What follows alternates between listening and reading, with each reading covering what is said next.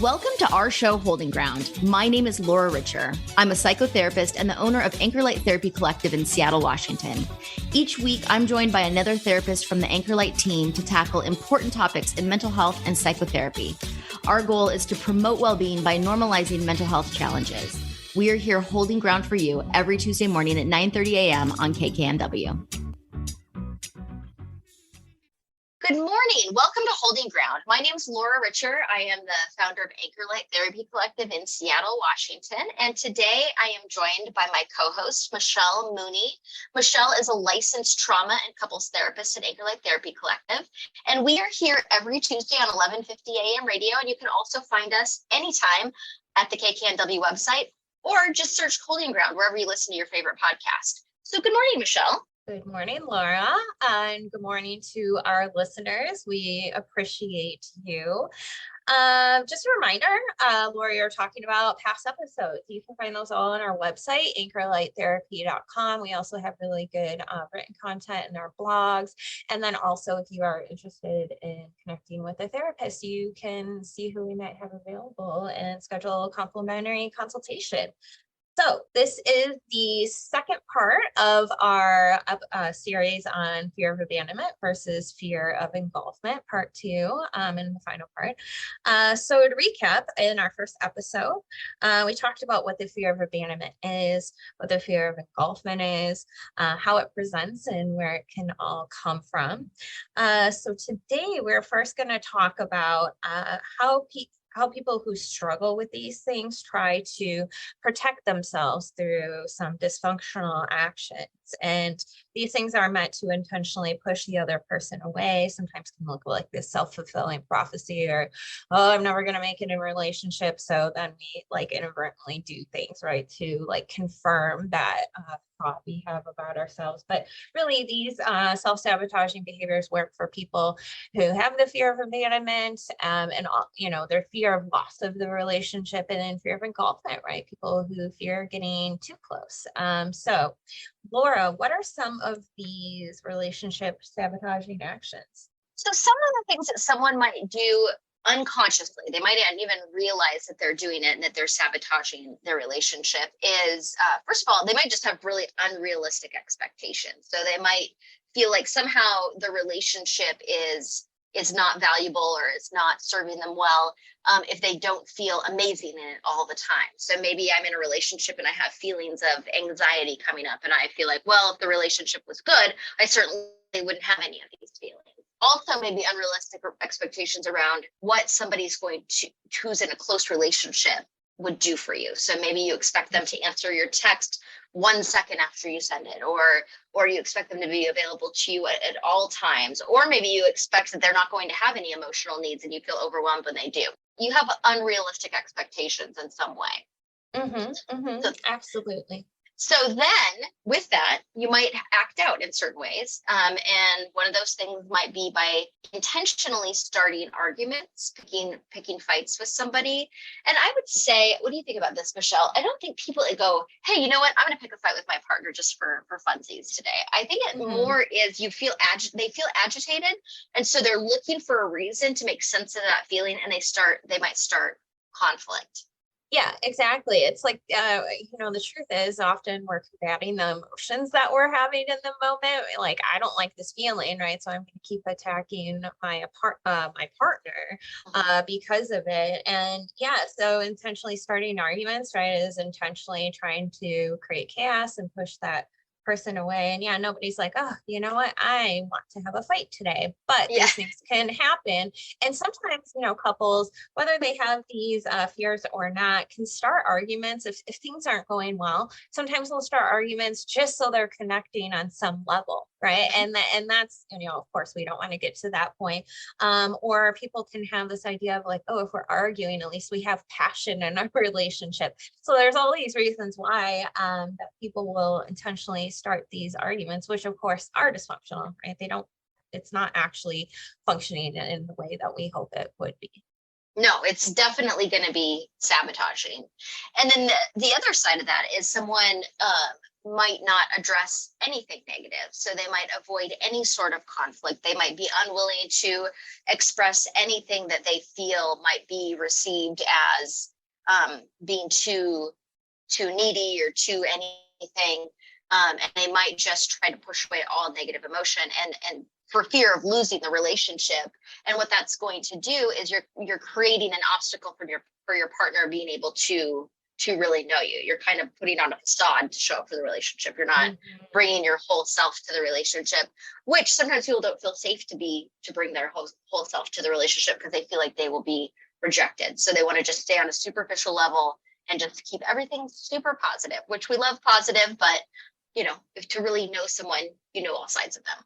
If you feel like you have to hide yourself or hide what's going on for yourself to maintain a relationship, that we don't want to get to that place, right? You want to be in a relationship with somebody you feel safe with showing your authentic self to, and then that way they get to love those parts about you, right? We need to talk about emotions. I see that a lot in couples, like, wow, well, what's the point of talking about our emotions? It's like, no, that is the thing we need to talk about the most often, because they inform our behaviors and narratives we tell ourselves, etc. So suppressing negative things, oh man, I mean, it comes out at some point too. So yes, it's going to come out at some point, and so that's a great thing to point out, Michelle. You're not going to suppress it forever, and then it's going to come out in the most like inopportune, least desirable time and place in a way that you regret versus just addressing things in real time. So, but somebody who has a lot of anxiety around relationships might not want to address negative things. Another thing that will be sabotaging is somebody who has paranoia about their relationship. So because they have a fear that something negative is going to happen, that they're going to be rejected or abandoned, or overwhelmed by the relationship, they're constantly looking for proof that that is true. And we will find whatever we're looking for. So if we expect to be rejected, we're going to see signs of rejection everywhere, even if that really isn't the intent of the other person. So again, things that, oh, you didn't invite me out with your friends. That must mean that you don't love me, or, you didn't return my text. You clearly are having an affair. So going into very extreme stories around kind of normal behaviors. Yeah, exactly. Yeah, perfect point is that we tend to look for these, confirmation bias. Aha, see, there is that thing, right? There is that, you were 5 minutes late, so you must be having that affair. Or you changed your clothes at the gym, why, hiding your work shirts, right? All that kind of stuff, right? Lipstick around the collar. So, people, yeah, exactly. People can really engage in these fears, and then the sabotaging part is not just having the fears, but then, right, the accusations to the partner that come along with that, right? We're not going to want to stick with that person if that's all we're hearing all the time. Exactly. And another way that I would see people more who are avoidant or fear engulfment, they might be very critical of their partners. They might start to look for all of the reasons why there is something wrong with them, and in reality that could just be rooted in a fear of them getting too close, and so that's a way to keep somebody at a distance, to kind of start to pick them apart and criticize them. Also, another way to keep somebody at a distance is engaging in other unhealthy behaviors. So maybe you're doing things that would be detrimental to the relationship, using substances, overworking to maybe avoid the relationship, maybe spying on your partner, going through their phone, doing things that are going to cause mistrust or anxiety in the relationship. What else, Michelle? Any other unhealthy behaviors you can think of that might show up when somebody's trying to push somebody away because they're afraid of intimacy? Kind of related to the when you just said earlier about the criticism, right? Pushing the partner away is also holding grudges, right? If we're holding these grudges and constantly bringing them up to our partner, or because we have the grudge, we're going to withhold affection or whatever it might be to push that person away. So it's the same thing, right? So holding grudges is another one. Well, we're not, I wanted to go to my parents' house for Christmas, but instead we went to yours, and then you latch on to that for 10 years. Sometimes, that one time, and really hanging on to these things. And then that, we talk about in couples therapy, positive perspective, right? Well, what about all the things that go right? Keep a record of that in your mind, or write it down, and get to this place where you're also holding space in your brain for the good stuff too. So, this next one is something that we see often in people who do have the fear of engulfment, but also fear of abandonment that can show up is putting energy into everything else except for your relationship. So working those extra hours, right? There can be spending too much time, in your social circle if you're not also spreading that energy to your relationship, just kind of not nurturing it. And, the first things we put in front of our relationship, right? It's just going to make us lose the relationship. So anything that goes ahead of that relationship, right? You're prioritizing that. And, you could lose some of those things if you're not paying attention to your relationship as well. So things to keep in mind in terms of, spreading out your energy. If you do want to be in the relationship, spread out your time and energy and invest in it, because otherwise it's going to die. And, that's why it's self-sabotaging. Yeah, and I think that this is something that comes up for people either who are, well, it could be anxious too, but more avoidant of relationships, or also people who have been in longer term relationships and they've come up against some challenges that they can't, maybe that are harder to work through, or life just becomes really stressful. You have kids, you have a full-time job, there's different obstacles that come in life that take a lot of energy. And then they're deprioritizing their relationship all the time. And like you said, you're going to get out of anything what you put into it. And if you have put your relationship at the bottom of the list, it's going to be hard to maintain closeness and intimacy. Well, another thing I want to say about that real quick, and not super applicable to the abandonment or the engulfment piece, it can be. So another one is not following our words and actions. So really letting down our partner consistently is another way that we can push them away. Failing to, show up on time, or, you said you were going to pick me up and you never did. And I had to take my own ride to the date, or, whatever it might be, where we're just not making ourselves very dependable, where we might be lying, to push the other person away.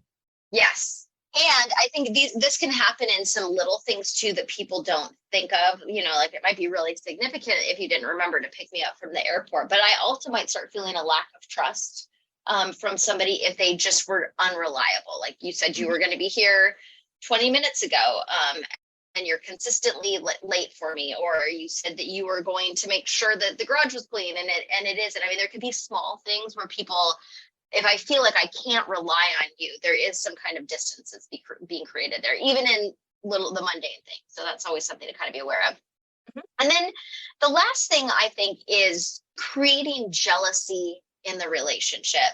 So whether you're engaging in behaviors that are going to make your partner jealous in order to push them away, maybe bringing up ex-boyfriends or girlfriends, or maybe flirting with people in public, or things that are going to make them feel insecure, or on the flip side, accusing them of doing those things that they are interested in other people or exes, or that their behavior is inappropriate, and focusing on and becoming jealous of that. But all of that is going to be toxic in relationships and make it hard to be close, because you're again creating circumstances where there isn't trust.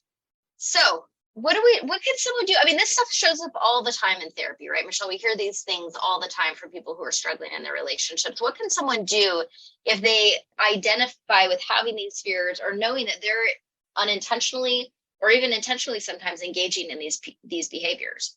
Right. And people who are, have these fears of abandonment or engulfment, right? There's a lot that, brought them to that place. So they might decide for themselves, like, oh, well, this is just the way I am and it's never going to get better. But the truth is no, you can heal these old things in adulthood and have successful connections with other people. So there's a few steps that folks can take. And the first one is, looking at your past, thinking about the messages you received from family or past partners or teachers that really could have made you have these fears. We talked in our last episode of where these things come from, and actions that our parents maybe took that either made us feel fear of abandonment or fear of engulfment. And also, thinking about these messages, thinking about what were the messages you should have received about yourself and should have received about safety in relationships and successful connection, because there's pieces missing, right, that could have made things so you don't have these fears. So what do you think that would look like? A few examples that I can think of are, I've had clients in the past where they saw a parent being really reliant on partners and very Mhm. emotionally unstable because of relationships. And so they said, wow, I don't want to be like that. I'm going to be I'm not going to need anyone for anything. I am, I'm an island. And that can send that kind of message that makes somebody fearful to really engage in a close intimate relationship, because they associate kind of falling apart or not functioning well if you're dependent on other people. Or the opposite could be, that the message that you should be self-reliant, that you don't want to let people too close to you because maybe you didn't experience closeness with your caretakers or your parents. And so maybe it even feels unfamiliar or unsafe to you. Right, exactly. So thinking about those things, looking at your past and thinking like, was that all valuable information that I learned? And maybe it's not, right? So what are some new Mhm. things that we can learn? Where's the truth, versus what we were told? The other thing is, when you do get to a place where you feel like, okay, I do want a relationship, I'm going to put myself back out there, remembering uncertainty is, there's no guarantee in life. So accepting the fact that there's going to be uncertainty. I mean, relationships, you're dealing with another human, right? And there's a lot of nuance in all of us that, we can't just heal ourselves and then expect things to go perfectly if we, unfortunately end up with somebody who doesn't also have healthy qualities. So just kind of accepting like, yeah, I might not get it right the first time or handful of times, but there is a good relationship maybe waiting for me out there. And I also want to point out with that the process of learning how to accept that and feeling confident and secure within yourself is not easy. That if you have Mhm. had a lot of relationship trauma or attachment wounds going back to childhood, your nervous system is going to become very dysregulated in these kinds of situations. You might experience extreme like fight or flight or freeze type responses to some of your relationship dynamics. But these are all things that you could work through in therapy, whether it's you want to address some of these things in your own individual therapy or while you're in a relationship. So while it is true that we want to get to a place of accepting uncertainty, and that's true in everything, right? In life is uncertain all the way around. But I just want to let people know that is not something, that's not a place that people come to easily all the time. Do you agree with that, Michelle? Oh yeah, totally. Like the other work needs to be done, and hopefully we get to a place where okay, ready to get back out there if you do want to have a relationship. But yeah, a lot of work has to happen before we're in a place of being like, oh yeah, that was, that's just life. We Yeah. need to we have some other things to fine tune first before maybe we can uh accept that. So another one is expressing self-compassion.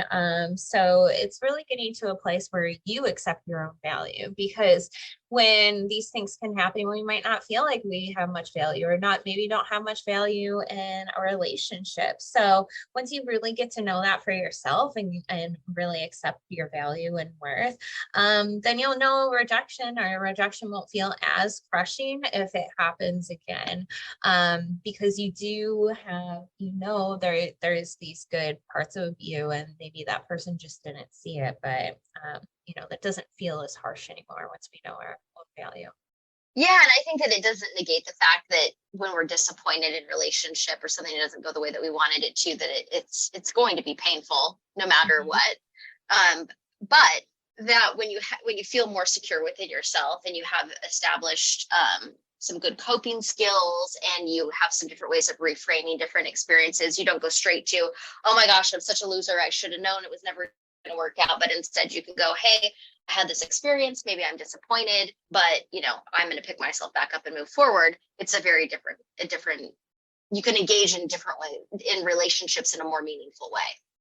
Yeah, exactly. Because it's hard not to take it personally if we get rejected. So, and anytime a relationship does end and we did find value in it, there's going to be a grieving process. But, like you're saying, we don't have to go straight to the mindset of like, well, this was all my fault. It's because I'm bad or unlovable or whatever it is. So Right. hopefully we can get to that compassion piece.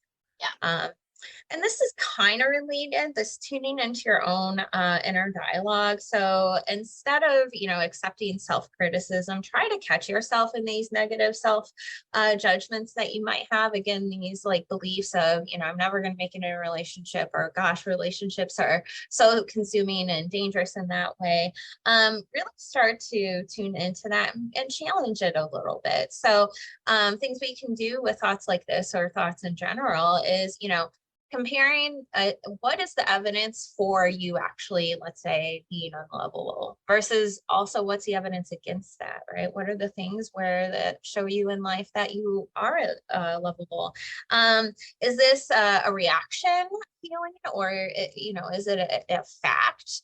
I'm sorry, is it like a reaction, emotion kind of experience, or is it a fact, right? Is it a fact that I'm unlovable, or, is this kind of like a feeling that I'm unlovable right now, but it doesn't mean it's actually true. And kind of like, also, is this black or white thinking? So is it all or nothing, right? Is it, well, here's another relationship that failed, I'm never going to be lovable again, or no one's ever going to accept me. So it's not one or the other. Again, humans, relationships, there's a lot of nuance. So I'm trying to really challenge these critical thoughts if they come up. Yes, that is always a very good practice, to notice what you're believing in the moment. And then when these things happen, give yourself some time. I mean, you're going to have some setbacks when it comes to, if you have some challenges around and some fears around intimacy, that it's not necessarily going to be easy. It is going to be worthwhile, because as humans, we want to have meaningful connections with other humans. But if you have setbacks, if you can't do it perfectly, if you're reactive or run away, give yourself some grace and compassion. Right. Again, this isn't, okay, I had struggles before, and now everything's going to be perfect, right? Granting yourself that forgiveness, and that it will take time, and it's okay if we stumble. The last one is, probably know what we're going to say, is therapy. So therapy can really help us cultivate this like stable, holistic self-identity, along with giving us the capacity to realistically accept our own strengths and our own flaws. So there, and just really, where does this come from? Why am I doing this? Can be so valuable to know that, and then really working on getting to a place, right, where you maybe can find love if you do want to do that. So Laura, once we do feel safe in a relationship, and we have done this work, what are some possible improvements that we will see? What will we notice in ourselves if we did the work? So I think once you feel more secure within yourself, you can identify what you need in a relationship. You can feel secure in knowing that you have value, and that you can advocate for what you want, need in a relationship. You're going to feel less fearful around relationships, because you will feel worthy of being in relationships. And then even if you have disappointments, or even if some of those fears come up, or those negative feelings, it doesn't feel like a life or death situation. There is a sense of resiliency around it. There's a sense that I can engage in relationships. There's no guarantee that they're going to be what I want them to be, or that they're going to meet my needs, but it's worth taking the risk, because I do want that sort of connection.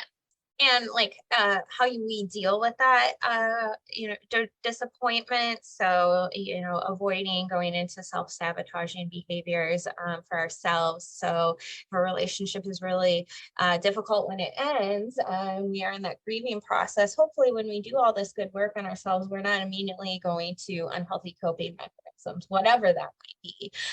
So, just kind of, our emotions are too hard, we're going to squash these, or run from these, or try to fight them off in an unhealthy way. We won't maybe, or hopefully lessen that urge to maybe engage in things that are not helpful coping. Yes. So what's something else that we might notice after we do this work, Laura? I think you might notice that you have better boundaries, that you know how to talk about your feelings, that you know what to expect in relationships, so that you can have more connected, satisfying, happy relationships. You'll just feel more positive in your relationships. And you'll also have realistic expectations. I think when people are traumatized or they have fears around intimacy, they perceive healthy relationship interactions as boring or unsafe or insecure in some sort of way. And I think that shifts once you do some of this kind of work and you know how to have healthy boundaries in relationships and what to expect of them. Mm-hmm. Yeah, absolutely. So the last thing we are going to talk about is what you can do if you're in a relationship with somebody that you're identifying, like, do they have a fear of abandonment? What's going on? There's some self-sabotaging behaviors. They're really like creating all this distance, but I think they want to be with me. So what can we're going to talk about next, what we can do if we're in a relationship with a person like this. So if you want to stick it out and they are committed to healing, right, you can support them as they're on their healing journey. You can set a boundary if you're in a relationship with somebody like this, that I really need you to kind of do some of your own work so we can get to a good place as a couple. So encouraging that growth. If they're doing the work, trying to practice patience as they are healing, just like for ourselves, for our partners, right? There can be some setbacks, and it's perfectly normal and to be expected, as long as they're accountable for it, right? We want to have that piece too, like, oh gosh, I did the thing again, right? I am so sorry. I'm working on this. I promise, maybe I won't have these behaviors soon. Having that accountability for setbacks we hopefully are seeing in this person. We want to, if they're healing, right, and they're healing these old wounds, we want to create safety and trust in the relationship. So your partner can be more vulnerable with you and share where some of this stuff comes from. Regardless of its childhood relationships, bullying, whatever it might be, we want to create a really safe place for them and where they can trust us in the relationship.